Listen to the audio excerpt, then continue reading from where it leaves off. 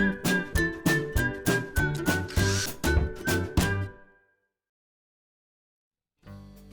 it's Steve.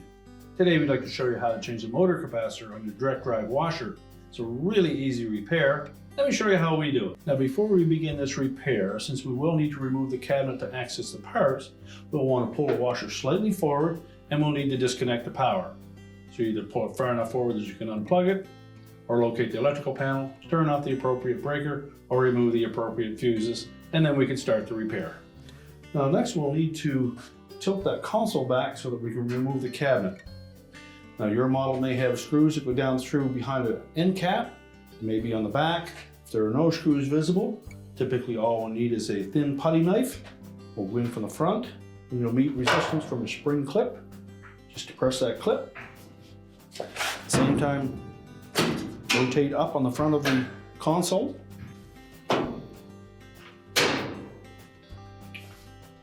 Now all we need to do is rotate that console backwards and it will support itself. Next we'll disconnect the lid switch harness, release the locking tab, pull the harness away. And our next step will be to remove the two clips that secure the cabinet and main top to the back panel. We'll just take a flat blade screwdriver, go down through the opening at the front of that clip, and the screwdriver will fit into a little channel. Bottom the screwdriver out, and then pivot it forward to release the spring. Basically putting our screwdriver in there and releasing that clip where it hooks onto the cabinet on this edge. And the same on the opposite side. And we'll set those aside. Now next we'll raise the lid on the washer and we'll just grasp the inside edge at the top. We'll tilt it slightly towards us.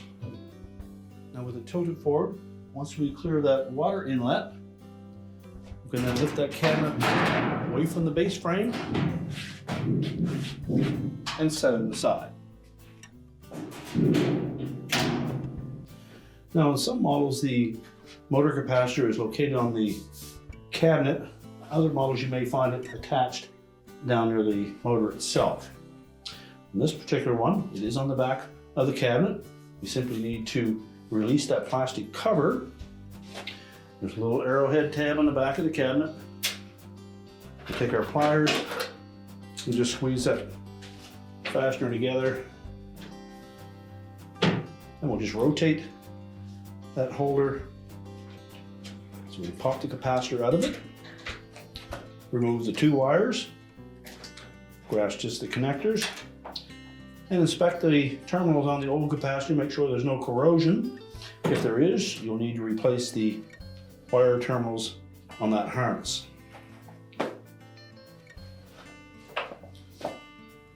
Take our new capacitor, reattach the terminals, make sure they fit on nice and snug,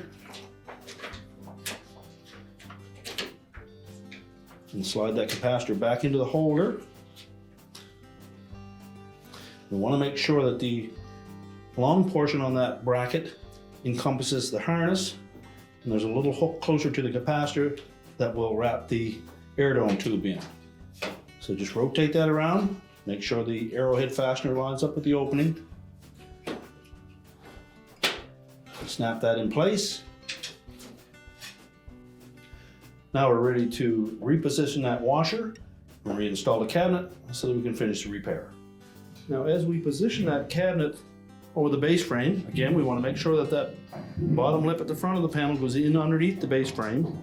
And then while looking down through that lid opening, we can see where those two hooks are on the base. And line that up top.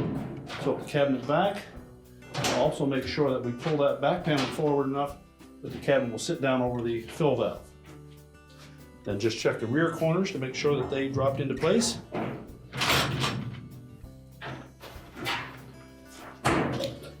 Now just make sure that none of the harness or air dome tube are pinched. We'll take our mounting brackets And we'll engage the straight vertical end up into that slot on the back. Line it up with the 2 slots in the top, and then press it down into place until it latches. Do the same on the opposite side. Put that straight vertical piece right into that slot on the back panel. Line it up, snap it into place. We'll reattach our lid switch harness.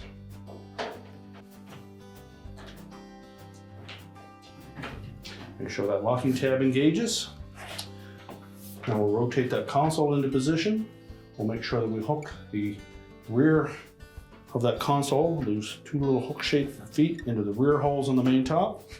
And the spring clips will fit into the larger holes towards the front. Make sure the back panel is tucked up in underneath the top of the console. Line up those rear legs.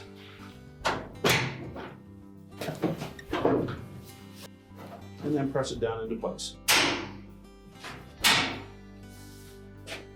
Now we're ready to push the washer back into position. We're now ready to push that washer back into place, reconnect the power, and your repair is complete.